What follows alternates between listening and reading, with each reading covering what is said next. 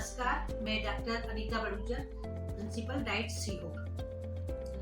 जो हमारा शैक्षिक संवाद चल रहा है सीएम राइज में, उससे हम लोगों को, शिक्षकों को अपनी बात पहुंचाने का बहुत अच्छा अवसर प्राप्त होता है और बहुत ही अच्छा एक प्लेटफॉर्म जो है वो शिक्षकों को मिला है। शिक्षकों के साथ साथ डाइट के लोगों को भी एक बहुत अच्छी अपनी बात कहने का प्लेटफॉर्म उपलब्ध हुआ है। जो हमारा अभी शैक्षिक संवाद था उसमें अधिकतर जो टॉपिक था उसमें था कि समझ के साथ हम जैसे बच्चों को कैसे समझ विकसित करें, उनको कैसे स्टडी कराएं, और स्टडी कराने के साथ साथ मेन चीज थी, वो सबसे बड़ा था प्रश्न निर्माण करना।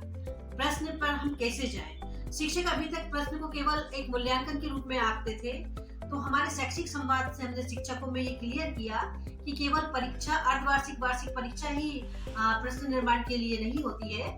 प्रश्न का निर्माण जो आप सतत व्यापक बच्चों को समझ विकसित करते हैं, पढ़ाते हैं, अध्ययन कराते हैं, उस कंटेंट में एक पाठ योजना बनाएं और पाठ योजना के साथ साथ आप प्रश्नों का निर्माण करें। और प्रश्नों का निर्माण किस तरीके से करना है, प्रश्न कैसे बनाने चाहिए और किस तरीके के प्रश्न जो है वो बच्चों से पूछने चाहिए, जिससे कि बच्चों की इस कंटेंट के उसमें अच्छी समझ विकसित हो और उसको क्वेश्चन भी आपका समझ में आए और शिक्षक को भी ये समझ में आए कि उसे किस तरह के जो है प्रश्नों का निर्माण करना चाहिए।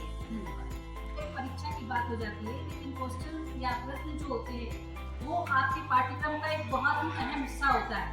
वो हर शिक्षक को आना चाहिए कि हमें बच्चे से किस समय किस तरह का क्वेश्चन करना है। क्वेश्चन जो भी आप बच्चे से करते हैं वो बिल्कुल सटीक होने चाहिए और आपके पाठ्यक्रम से रिलेटेड होने चाहिए। जो कि अभी आप लोग, हम लोगों ने अभी क्वेश्चंस का जब निर्माण किया था प्रश्न बैंक के लिए, काफी कला है और हम जितने अच्छे से प्रश्न निर्माण हम लोग कर पाते हैं उतना ही कंटेंट क्लियर होता है और हम समझ पाते हैं कि बच्चे ने क्या सीखा, हम उससे हम क्या उत्तर चाह रहे हैं, तो उसी के अनुसार हम प्रश्न हम निर्माण करें। जैसे सर ने काफी विस्तृत रूप से बताया और भाषा का, इन सब का बहुत असर पड़ता है। एक उदाहरण मैं दूं, एक बार विज्ञान की कक्षा में मैंने बच्चों से पूछा कि जल क्षारीय होता है या अम्लीय। हर बच्चे से पूछा, पूरी क्लास का जवाब था या तो क्षारीय या फिर अम्लीय। ये उन्होंने उत्तर दिया। फिर जब पूरी क्लास के बच्चे उत्तर दिए, फिर मैंने कहा कि जल ना तो अम्लीय होता है ना क्षारीय, वो उदासीन होता है।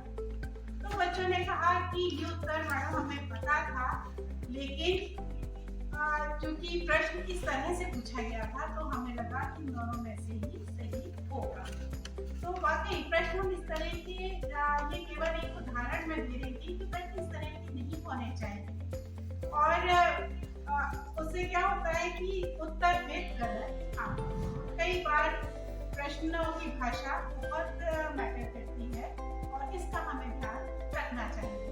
ऐसे ही जैसे वस्तुनिष्ठ प्रश्न का उदाहरण है, तो निर्माण भी करने की कला हमें विकसित करना होगी एक शिक्षक के रूप में।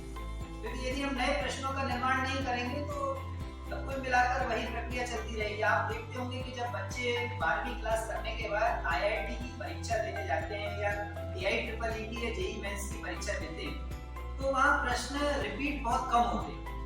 वहाँ नए प्रश्नों का निर्माण किया जाता है और बाकायदे जो देश की मानवीय संस्थाएं, उन संस्थाओं को ये स्कूल का काम करते सर ने बताया था कि छात्र सीखते हैं तो भी प्रश्न करते हैं। प्रश्न करने के बाद भी वो सीखते हैं। छोटे बच्चे भी हम देखते हैं तो उनसे छोटी बातें पूछते, जो भी हमारे आसपास में जो भी घटनाएं घटती है उसके बारे में पूछते हैं।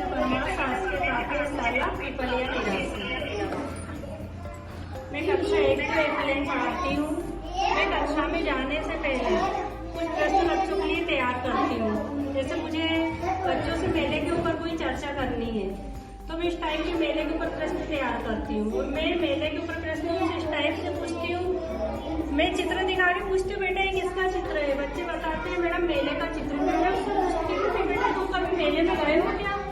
तुमने कभी मेला देखा है क्या? तो बच्चे बताते हैं हाँ